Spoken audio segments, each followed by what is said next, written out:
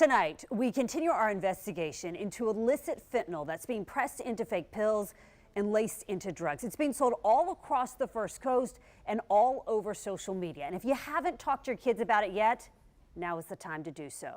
Tonight, I'm going to show you how drug dealers are targeting kids. It's a message the mom you're about to hear from wants to spread. She lost her daughter to an accidental overdose. I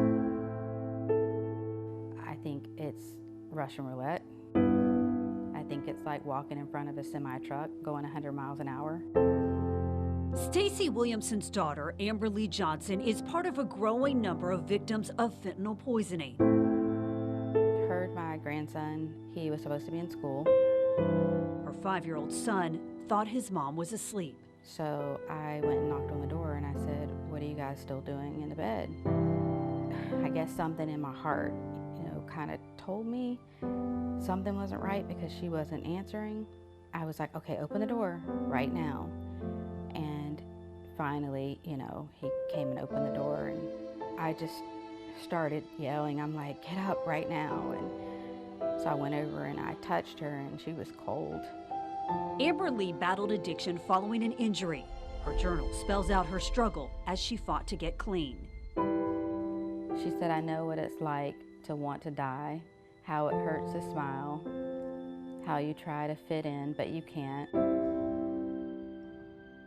In 2018, at the age of 28, her mother says she relapsed and took what she thought was heroin, not knowing it was laced with a deadly amount of fentanyl. It's been 4 years, and a lot of people think that, I should be okay, but it is a heavy, heavy weight.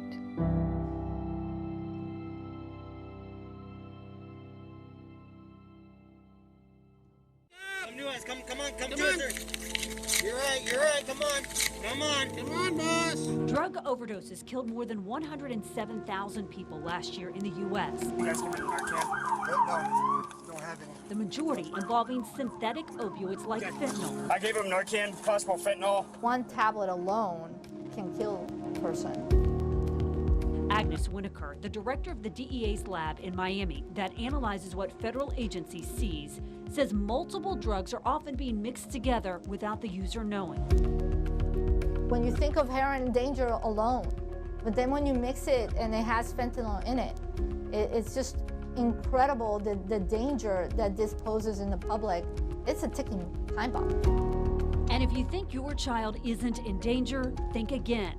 Drug traffickers are targeting kids online, and these days, any drug, even marijuana, could be laced with fentanyl. We all had to be investigators and pay attention to things that change, and I just didn't notice. It went right over my head. She later learned her daughter was using Snapchat to communicate with her dealer. According to the DEA, drug traffickers are advertising on platforms like Facebook, Instagram, Snapchat, TikTok, Twitter, and YouTube, often in stories that disappear. They then communicate through encrypted apps like WhatsApp, Signal, and Telegram. So anyone that has a smartphone and they're engaged on a social media platform, a drug dealer could find you on there. Mark Skeffington, Deputy Special Agent in charge of DEA's Miami Field Division, warns parents that dealers are using emojis to market drugs and counterfeit pills laced with fentanyl. This is what you need to look for. These are the emojis the DEA says are often used for fake prescription drugs like Percocet and oxycodone and Xanax and Adderall. If you see a smiley face with money signs, a crown, money bag, dollar bill, or a plug, those are commonly used by dealers. A blue heart can be a sign for meth, a brown heart or dragon can signify heroin, and a snowflake, diamond, 8-ball, or key are emojis used to sell cocaine.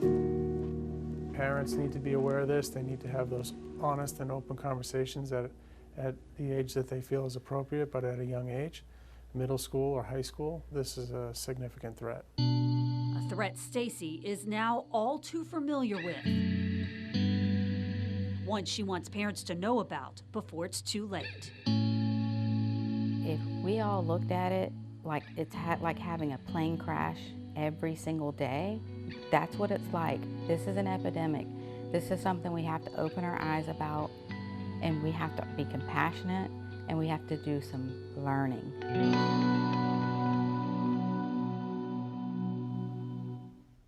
So check to see what your kids are doing on social media. And I've linked resources for parents, including the DEA's emoji decoder, to this story. It's on firstcoastnews.com. And next week, I'm going to take you inside the DEA's Miami lab, and I'll show you what shocked me. Drugs packaged to look just like candy. Next Wednesday at 11, only on First Coast News.